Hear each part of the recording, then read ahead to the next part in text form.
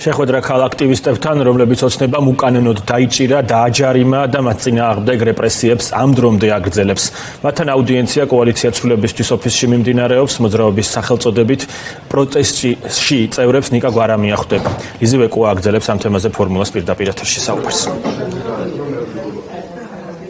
ახლა ამ წუთებში ვიმყოფებით ჩვენ ზუსტად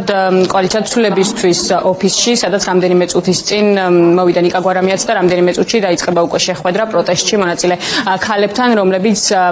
დასვამენ შეკითხვებს ნიკა გვარამიას მიმართ. ნიკა გვარამია აღნიშნა ჩვენთან საუბრისას, რომ ის მან რაც დატოვა ციხე ყოველდღიურ რეჟიმში ხვდება სხვადასხვა საპროტესტო აქციის მონაწილეებს, სხვადასხვა საზოგადოების ჯგუფებს და ისმენს მათ პოზიციებს, რადგან მისი თქმით ახლა ერთიანობის დრო არის და არის საქმის კეთების დრო, იმის გამო რომ გამართდეს ქართული ოცნება პროტესტში მონაწილე ქალები დღეს ნიკა გვარამიას სწორედ ერთიანობასთან დაკავშირებით დაუსვნენ შეკითხვებს და ასევე გააცნობენ მათ პოზიციებს იმასთან დაკავშირებით, რაც ქვეყანაში ხდება, როგორც გითხარით პროტესტში მონაწილე ქალებს ხვდება დღეს ნიკა გვარამია და ეს ქალები არაერთხელ აღმოჩნდნენ რეჟიმის სამიზნე, რეჟიმის მსხვერპლი, ისინი ისხდნენ იზოლატორებში იმის გამო რომ გამოთქვამდნენ პროტესტს და სწორედ ამ ყველაფერთან დაკავშირებით, თავიანთ შემთხვევებთან დაკავშირებით ისაუბრებენ ისინი დღეს კოალიცია ცვლილებისთვის ლიდერთანაც და ასევე ისაუბრებენ იმაზე თუ როგორ ისახებათ მათ ბრძოლის გაგრძელება და რა არის მათი ბრძოლის გეგმები. ველოდებით, რომ პოლიტიკური პარტიები შეჯერდებიან და ერთიანი ძალებით, ასე ვთქვათ, შეუტევენ ამ რეჟიმს, ვინაიდან ეხლა ნამდვილად არ არის დრო რაღაცა დაპირისპირებების და წარსულში, ასე ვთქვათ, ქეკვის და ჩვენ გვინდა რომ ჩვენი მოსაზრებებიც გაუზიაროთ, ვინაიდან დროც არ ითმეს, ჩემი სასამართლოც არის ჩანიშნული პარასკევს და მოგეხსენებათ უკვე აქტიური ტერორი არის პროტესტში მონაწილე ადამიანების წინააღმდეგ და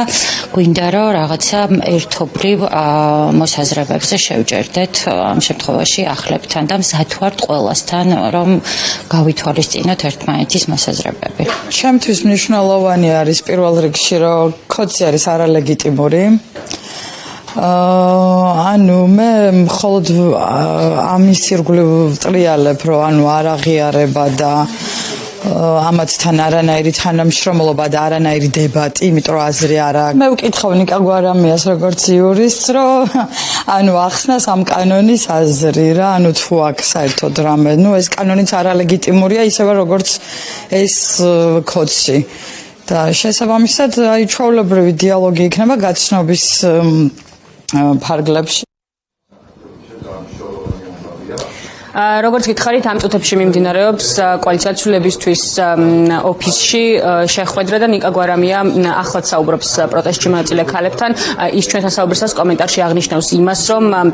აუცილებელია ახლა რაც შეიძლება მეტ სამოქალაქო ჯგუფის ადამიანებთან შეხვედრა იმისათვის, რომ ისაუბრონ იმ ბრძოლასთან დაკავშირებით, რომელიც ქართული ოცნების წინააღმდეგ უკვე წლების განმავლობაში მიმდინარეობს და ამ ბრძოლის ფარგლებში ქართულმა ოცნებამ არაერთი მათგანი დაატყვევა. ახლა უკვე